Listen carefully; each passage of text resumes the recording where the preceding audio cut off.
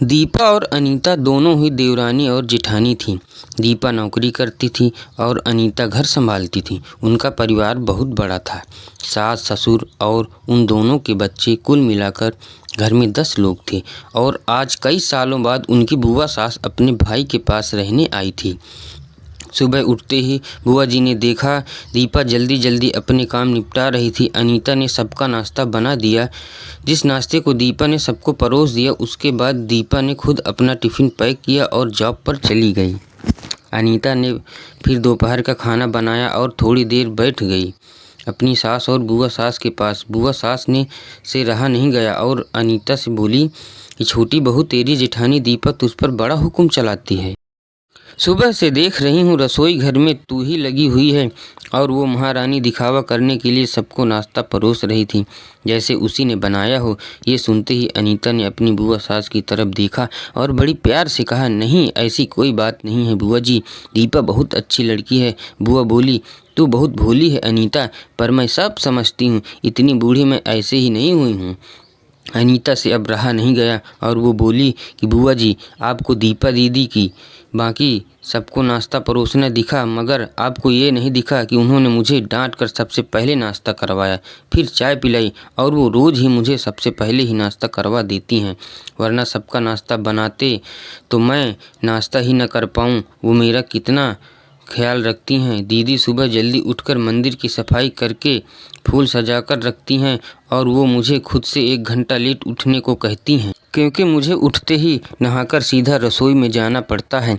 शाम को ऑफिस से आते वक्त दीदी बाज़ार से सब्जियां लेकर आती हैं, क्योंकि हमारे हस्बैंड रात को लेट हो जाते हैं।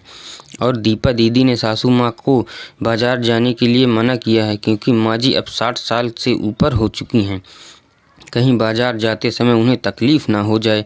वैसे भी उन्हें घुटनों की परेशानी है, और जब माँ जी को घूमने का मन होता है तो दीपा दीदी छुट्टी करके अपनी खुद को घुमाने ले जाती हैं। और हाँ बुआ जी, दीपा दीदी रोज़ शाम को आकर खाना बनाने में मेरी खूब मदद करती हैं, चाहे वो कितनी भी थकी हुई हों।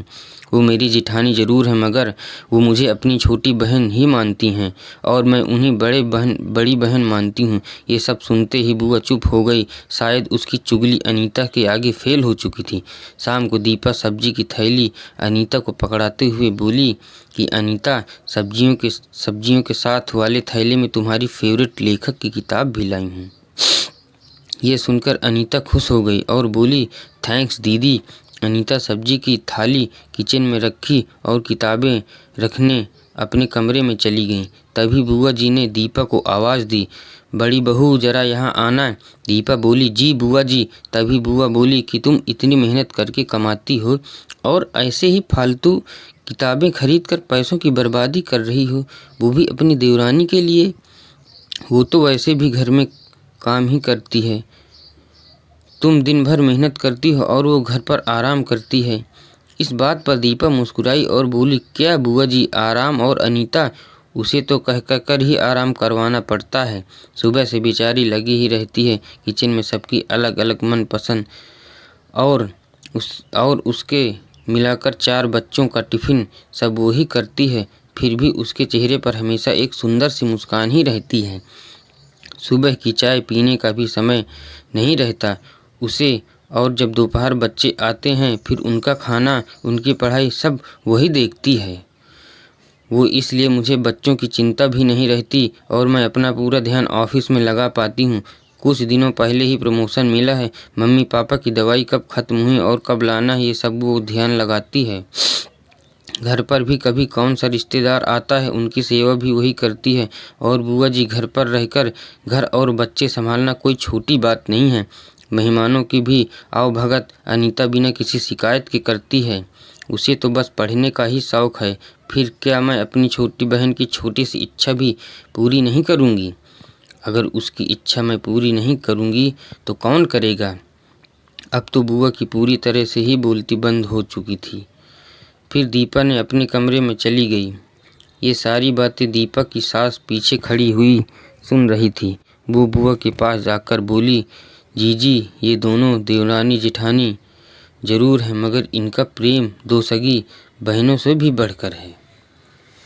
ये दोनों ही एक दूसरे का अधूरापन पूरा करती हैं। मेरे घर की मजबूत नींव हैं ये दोनों।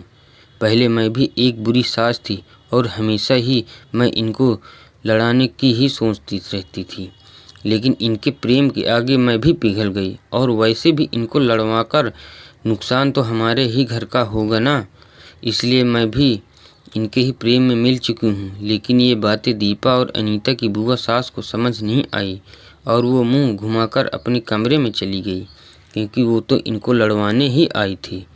लेकिन दीपा और अनीता जैसे बहुओं के बीच दरार पैदा करना बिल्कुल नामुमकिन था। और दोस्तों, अगर दीपा अनीता जैसी बहू बेटी हर घर में हो तो उनके प्यारे घर को बड़ी से बड़ी ताकत भी नर्क नहीं बना सकती। वाकई में ऐसी बहुएं हर घर में हों तो हर एक घर स्वर्ग बन सकता है। आप इस कहानी के बारे में क्या कहेंगे, हमें कमेंट करके बताइए। और ऐसी ही कहानी के लिए हमारे चैनल को सब्सक्राइब